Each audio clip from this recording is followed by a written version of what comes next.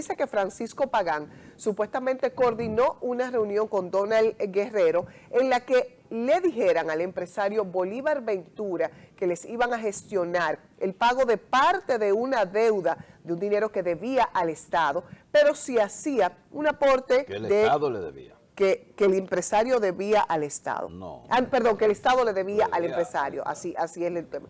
Pero que debía hacer un aporte de 500 millones de pesos para ser utilizados, según el expediente, en la campaña de Gonzalo Castillo.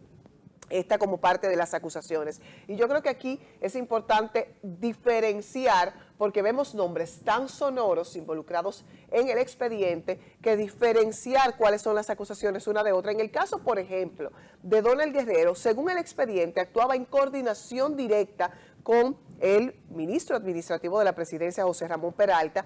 Recibieron sobornos millonarios por dos razones principales: el lucro personal y también financiar de manera ilegal la campaña, en este caso, para la candidatura de Gonzalo Castillo. Según el informe, en el caso de Gonzalo Castillo, este supuestamente participaría en una manipulación de contratos para el suministro de asfalto durante las campañas presidenciales, estando él en el Ministerio de Obras Públicas, que destinó 11.500 millones de pesos para la compra de asfalto caliente mediante contratos de excepción que se gestionaron previo al lanzamiento de su candidatura. La Cámara de Cuentas, según el expediente, encontró irregularidades en estos contratos de suministro de asfalto de obras públicas por un costo de 325 millones de pesos.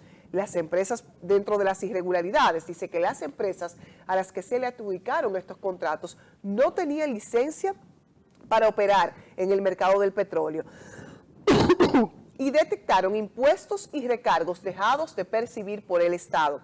Asimismo, dice que hubo una diferencia entre el tipo de asfalto importado y el facturado del que se le hizo transferencia desde el Ministerio de Hacienda. Hay gente que va a tener que buscar unos cuartos ahora.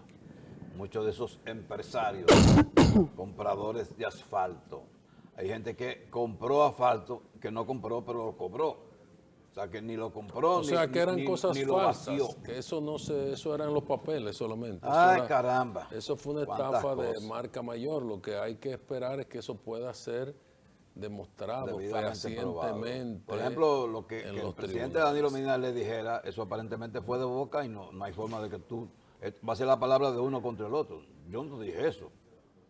Tú lo hiciste. Yo no te dije a ti eso, porque si es de boca. No, y obviamente eso también le da el argumento perfecto para dejar caer ese tinte político dentro de un expediente, y la queja que han tenido los que repudian este accionar del fin de semana es que justo con el filtrado de este expediente se condena mediáticamente a los implicados en esta más reciente operación del Ministerio Público, pero que luego tendrán que comprobar en tribunales estas acusaciones tan delicadas. Que no es tan fácil. Que no es tan fácil y que en casos recientes, ya cuando llega a juicio de fondo, se ha demostrado que la fuerza del expediente no es tal.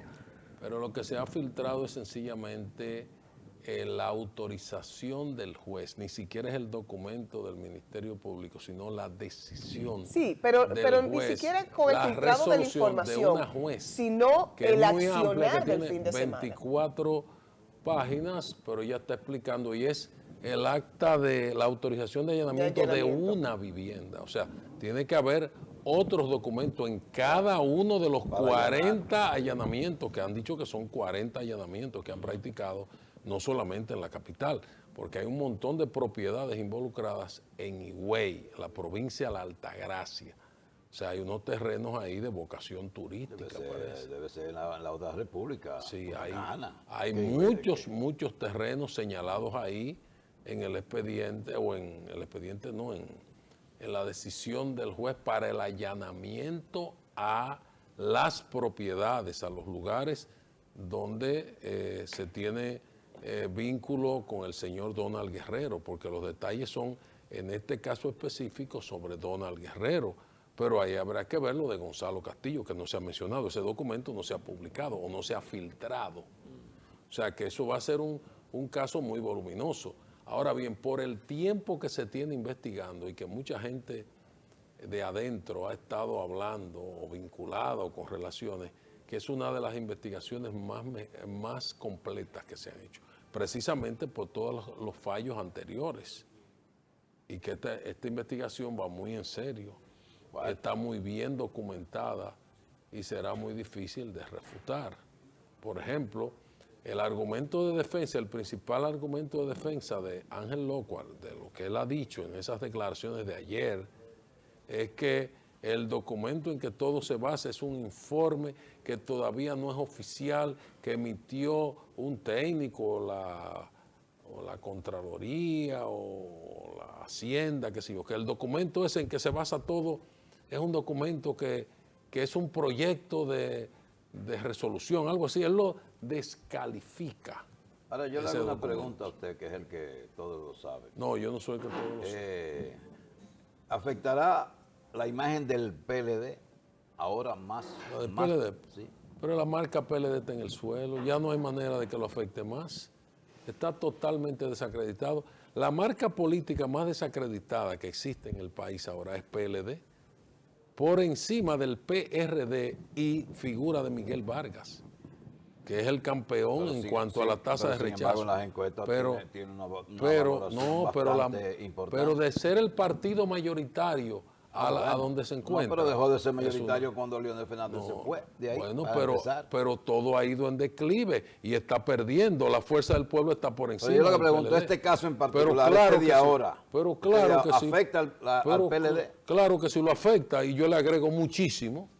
Pero vamos a pensar en un contexto lógico. Estamos frente a un virtual candidato presidencial que necesitaría de esas figuras para encaminar y dar fuerza a una candidatura presidencial en el 2024 que están involucrados en hechos dolosos y que pudieran estar apresados eventualmente. Entonces, eso definitivamente pone en jaque. Habrá que esperar hoy la reacción oficial del Partido de la Liberación Dominicana, pero sobre todo las acciones que lo adelante ellos estarán tomando, porque según lo que se ha dicho hasta el momento, hay más personas involucradas y pudieran estar más personas apresadas. Bueno, lo que el PLD va a decir hoy es evidente, que van a sujetarse a que se cumpla el debido proceso. Eso es lo que van a decir, a reiterar lo que han dicho en otras ocasiones cuando le han sometido a parte de su militancia y de su dirigencia o familiaridad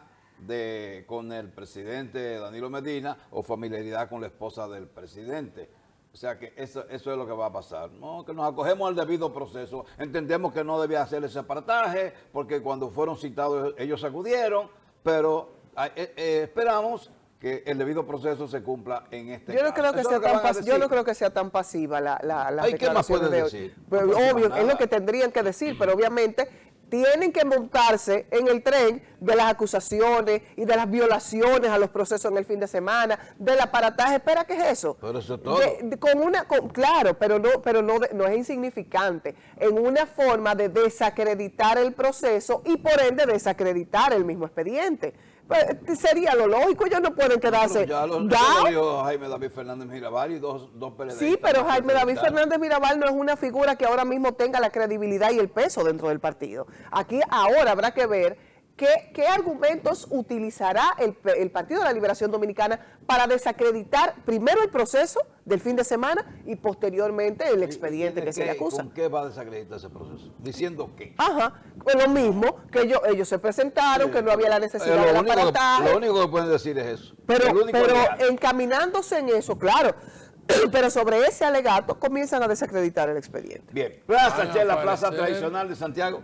Van a aparecer muchos detalles, que es un caso más complejo tal vez que los otros, es que involucra muchísimas propiedades y es un mecanismo es que por el monto, por lo que se ha citado, el Ministerio Público hace citas siempre muy elevadas que al final se reducen, pero por el monto de 19 mil millones de pesos. Pero es que son las propiedades, es un monto muy grande.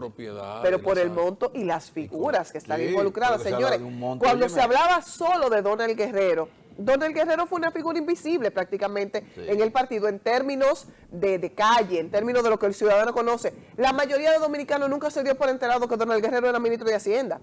Ahora, cuando involucras a José Ramón Peralta, cuando involucras a Gonzalo Castillo, su candidato presidencial de la contienda pasada, estamos hablando de palabras mayores, estás desacreditando la cabeza visible de un partido. Y a otro grupo muy numeroso.